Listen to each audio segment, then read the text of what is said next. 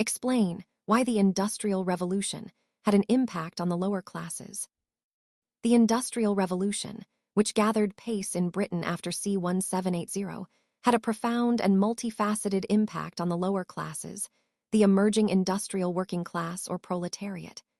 It transformed their working conditions, living conditions, economic security, and ultimately their political consciousness.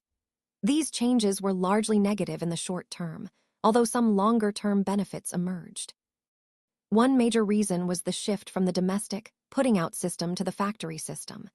Steam power enabled the concentration of production in large mills and factories, especially in textiles.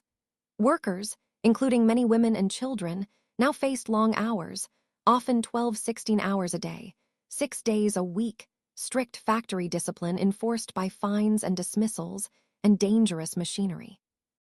Child labor became widespread. Children as young as 5 or 6 worked in cotton mills or as trappers in coal mines. The loss of skill and independence that many cottage workers had previously enjoyed was replaced by repetitive, monotonous labor under the constant supervision of overseers. This created a sense of alienation and exploitation. A second important factor was rapid and unplanned urbanization.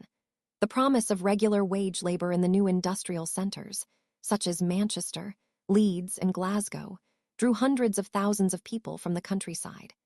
Towns grew at an unprecedented rate, but there was virtually no planning or regulation due to the prevailing laissez-faire attitude of governments.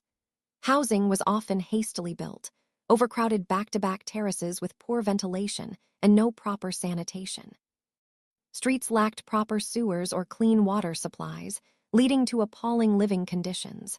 Diseases such as cholera, typhus, and tuberculosis spread rapidly. Life expectancy in some industrial cities fell below 30 years in the early decades. The contrast with rural life, however harsh, was stark for many migrants.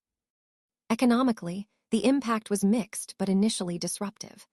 While factory work offered more regular employment than seasonal agricultural labor, wages were often low, especially during trade depressions, such as the 1830s, 1840s. The mechanization of textile production destroyed the livelihoods of many handloom weavers, who faced poverty and unemployment. Real wages for some groups may have begun to rise slowly after the 1820s, but for the poorest, the insecurity of the wage economy and the threat of the workhouse, following the New Poor Law of 1834, created widespread hardship and resentment. Finally, these changes stimulated political awareness and protest among the lower classes.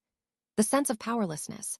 They had no vote, no trade union rights, until the Combination Acts were repealed in 1824, and faced harsh government responses to unrest, e.g., the Peterloo Massacre of 1819 or the treatment of the Talpital Martyrs in 1834, led to movements such as Luddism, the Captain Swing riots, and especially Chartism in the late 1830s.